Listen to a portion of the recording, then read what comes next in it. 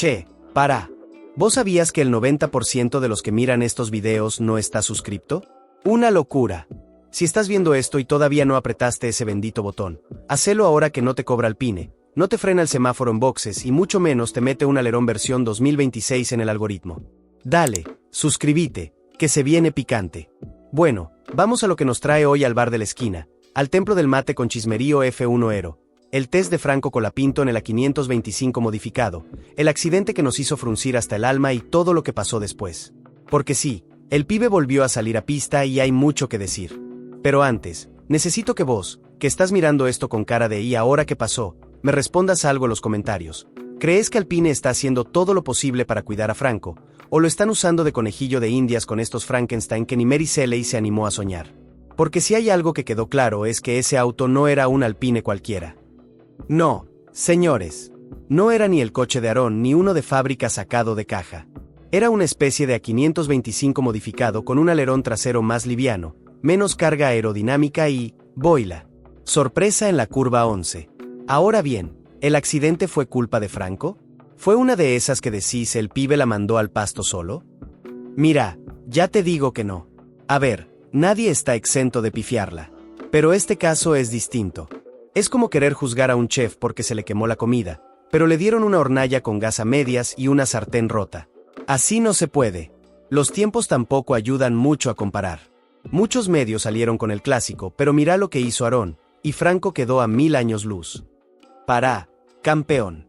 Antes de largar la crítica fácil, revisemos qué estaba usando cada uno. Aarón tenía una 523. Franco, uno más nuevo, sí, pero tuneado para 2026. O sea, con alerón trasero recortado, potencial pérdida de grip en curvas rápidas, y neumáticos de test que vayan uno a saber cómo agarraban en ese asfalto. Es como si compararas al Dibu Martínez atajando penales con un arquero de papi fútbol que le ataron las manos. Y encima después salís a decir mira qué malo que es. Dale, seamos serios. Además, ¿vieron la imagen del auto de Franco tras el accidente? Hermano, fue un golpazo. No estamos hablando de un rocecito con la loma del piano. Se pegó fuerte, y sin embargo, salió caminando como si nada. Eso habla también del temple del piloto. Y del diseño del coche, obvio. Pero sobre todo del temple, porque hay que tenerlos bien puestos para subirse de nuevo más tarde ese mismo día. ¿Cuántos otros lo hubieran hecho? Ahora, vamos a hablar claro, esto no afecta el presupuesto 2025. Eso está confirmado.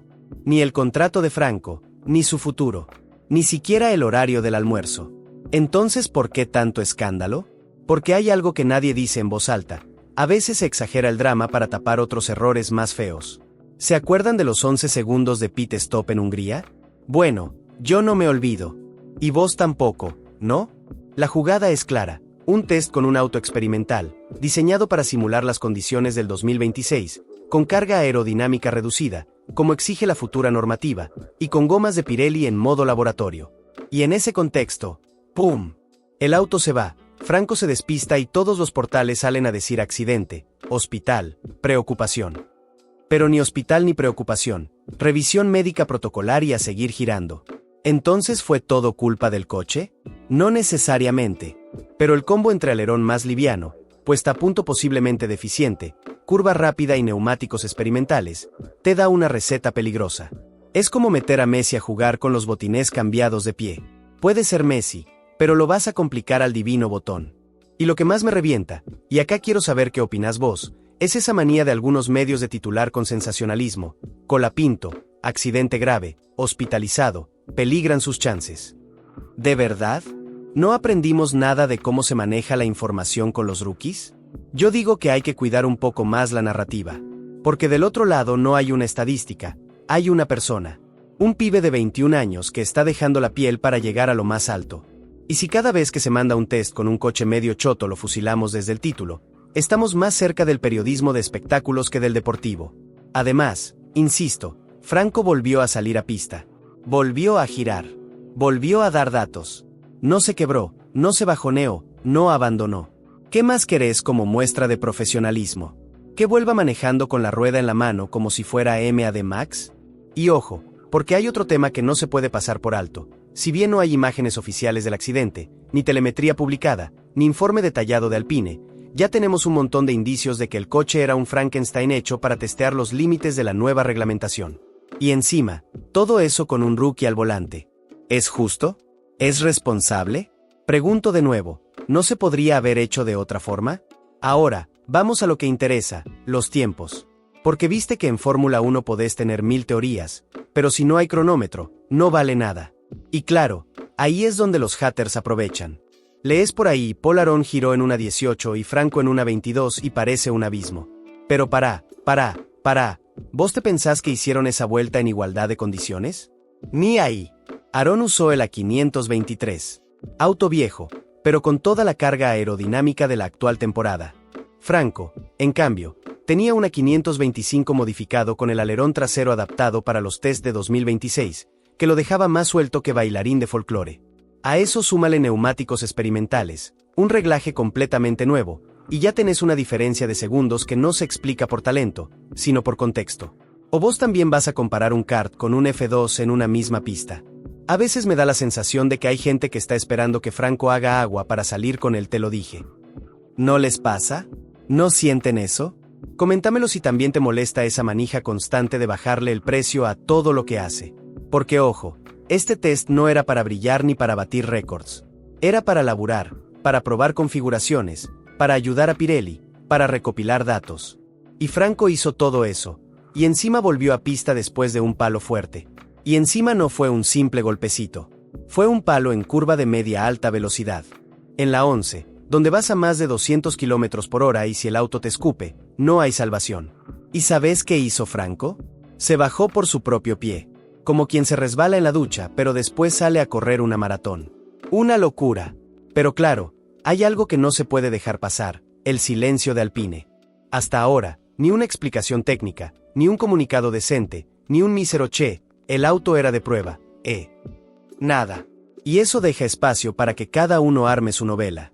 Uno dice que fue la puesta a punto, otro que fue el alerón, otro que fue el escape, y mientras tanto, Alpine mirando para otro lado. ¿No sería mejor salir a aclarar de entrada cómo estaba armado ese auto? Digo, si tenés a un rookie ilusionado, ¿por qué lo expones así? Aparte, pongámonos en contexto.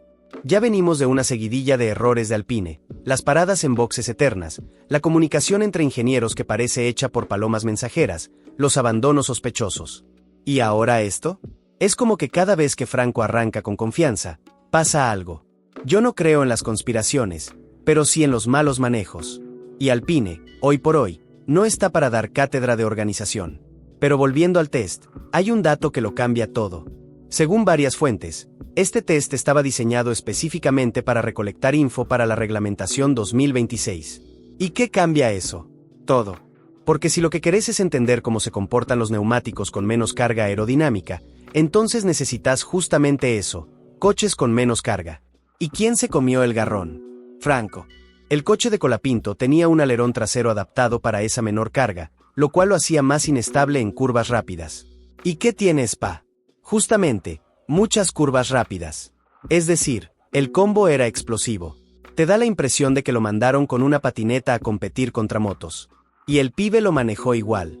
Y encima, muchos olvidan de esto. El accidente ni siquiera fue por un error grosero.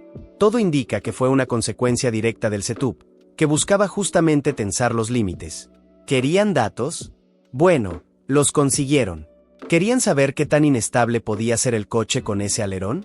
Bueno, ahora lo saben. Pero que no vengan a señalar a Franco como el responsable, porque bastante hizo con volver a pista y seguir sumando kilómetros. ¿Y sabes qué más me molesta? Que este accidente tapó otros temas más graves. Porque mientras todos hablaban de Franco y la curva 11, casi nadie recordaba que en Hungría le arruinaron la carrera con 2 paradas más largas que una espera en el hospital público. Ahí sí que hay responsabilidad directa. Y no fue un test, fue un gran premio. Pero claro, eso no vende tanto como una imagen de un auto destrozado. Te lo juro, a veces me pregunto si a Franco no le están cobrando derecho de piso en cuotas. Porque no puede ser que cada vez que empieza a destacarse, algo pase. ¿Se acuerdan del otro test? ¿Del otro problema técnico? ¿De las veces que clasificó mejor que Gasly y ni bola le dieron? ¿Y ahora esto? Por eso te pregunto a vos, que estás del otro lado, ¿cómo ves el futuro de Franco en Alpine? ¿Crees que lo están cuidando o lo están usando como conejillo de pruebas? Porque si vos querés construir un piloto fuerte para el futuro, tenés que acompañarlo, no tirarle encima todo el peso de los experimentos. Ahora, vamos a lo que realmente diferencia este test del resto, el famoso coche mula. ¡Qué término hermoso! Coche mula. Suena a que lo empujas con una soga y le gritás arre. Pero no, familia. En la F1, el coche mula es ese Frankenstein armado con partes viejas y nuevas para probar cosas del futuro. Y en este caso, el de Franco tenía modificaciones orientadas a simular el comportamiento aerodinámico del reglamento 2026. Y ahí está la madre del borrego. Porque el nuevo reglamento reduce la carga aerodinámica. ¿Qué quiere decir esto para los que no están tan metidos? Básicamente que el coche va a chuparse menos al piso, va a ir más suelto, menos pegado, y por ende, más difícil de manejar. ¿Y a quién le tiraron la papa caliente para probar eso? A Franco. ¿Le preguntaron si quería? Y, no creo. Y ojo, porque si a eso le sumás los neumáticos nuevos de Pirelli, que también estaban en testeo, tenés un cóctel Molotov entre manos. Porque seamos honestos, ¿qué tanto puede probar Pirelli con autos que no simulan bien lo que va a pasar en 2026? Necesitaban un auto que fuera lo más parecido posible a lo que se viene. Y Alpine, con ganas de quedar bien, dijo yo tengo uno. ¿Y quién se subió? Franco. Con una 525 recauchutado, con el alerón trasero recortado, el piso del 2025 y unas cubiertas que ni el propio Pirelli sabía cómo iban a rendir. O sea, vamos a ponerlo en criollo, el auto no estaba hecho para ser competitivo, estaba hecho para recolectar datos. El objetivo no era ir rápido, era entender cómo se comportaba el conjunto. Entonces, ¿por qué lo están comparando con Paul Aron? Es como comparar el rendimiento de un colectivo escolar con un Fórmula 2 en Monza. No tiene sentido. Y encima, cuando Franco se pega el palo, algunos medios titulan Colapinto, bajo presión, ¿está preparado? Lo apuraron. Monstruo. El pibe no fue a clasificar, fue a testear. ¿Qué esperabas? ¿Que le meta un 1.16 a lo Verstappen? Déjate de joder. Ahora bien, hay algo que quiero destacar. Y esto va en serio. La actitud de Franco post-accidente fue ejemplar. Volvió a salir a pista, siguió girando, se bancó toda la prensa amarilla y siguió dando declaraciones tranquilas. Eso habla de un tipo centrado, que entiende dónde está parado. Que sabe que en F1 tenés que bancarte todas, las buenas, las malas y las que no te corresponden. Y que si no tenés la cabeza fría, te pasan por arriba. Y también hay que decir que no está solo. Gente como Juan Cruz Álvarez, que siempre está cerca, ayudó a calmar las aguas desde el minuto 1. Y eso es clave. Porque cuando los medios salen con titulares alarmistas, tener voces cercanas y confiables sirve para que la cosa no se desmadre. Así que si todavía no lo seguís a Juan Cruz, hacelo. Porque cada vez que pasa algo con Franco, es de los primeros en dar la posta sin vender humo. Y ya que hablamos de humo, déjame contar algo que me da entre risa y pena. Hubo medios que dijeron que el accidente de Franco podía comprometer su futuro en la F1. ¿Qué? ¿Cómo? ¿En qué cabeza entra eso? Si ni siquiera fue su error. Ni se lesionó. Ni se suspendió el test. Volvió a girar ese mismo día. Me haces acordar a esos portales que titulan Messi se va del fútbol porque lo vieron rengueando en un entrenamiento. Basta de tirar bombas de humo, viejo. Informen bien. Franco está bien. Su futuro sigue intacto y, de hecho, esta experiencia probablemente le haya sumado puntos internos por haber cumplido un rol clave en los test de 2026. Ahora, pregunto de nuevo, ¿no debería Alpine salir a explicar qué coche usó, qué buscaban exactamente y por qué lo pusieron a él a hacerlo? Porque si bien está bueno que te den ese tipo de responsabilidades, habla de confianza, de proyección, también estaría bueno que el entorno proteja un poco más. No podés largar a un rookie en un auto impredecible y después borrarte como si nada hubiera pasado. Y ya que estamos, otro tema que quiero tocar es el famoso presupuesto 2025. Porque también corrió la bola de que este accidente podía afectar la campaña del año que viene. Y no, loco, nada que ver. Este test fue fuera del calendario, con recursos ajenos al presupuesto de la temporada. No hay correlación. Así que tranquilos. Si alguien te dice lo contrario, mostrale este video y decile, mira, papá, infórmate un poco antes de hablar. Eso sí, lo que sí podría afectarse es la percepción interna del equipo si empiezan a acumularse errores y accidentes. Por eso es clave separar los tantos. Franco no chocó por torpe, chocó en un contexto de prueba extrema. ¿Fue una mala puesta a punto? Puede ser.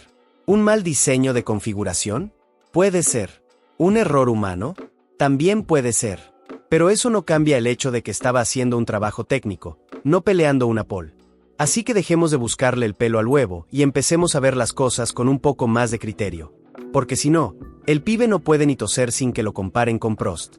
Y ahora sí, vamos a cerrar esta historia como se merece.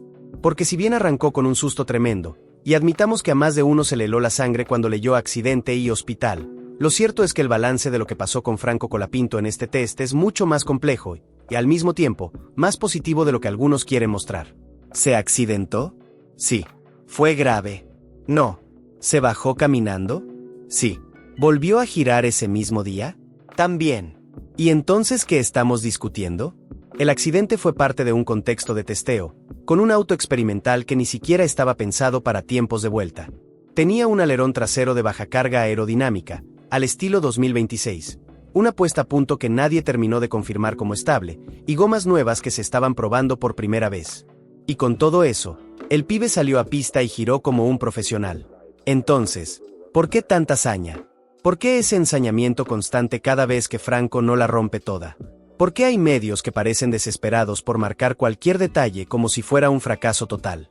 Porque te digo algo, y esto lo digo con la experiencia de haber seguido el automovilismo durante décadas. Si Franco no fuera argentino, si no viniera de Sudamérica, si no tuviera que remar el doble por ser hispanohablante, este mismo test lo estarían vendiendo como Franco lidera pruebas clave para la F1 del futuro.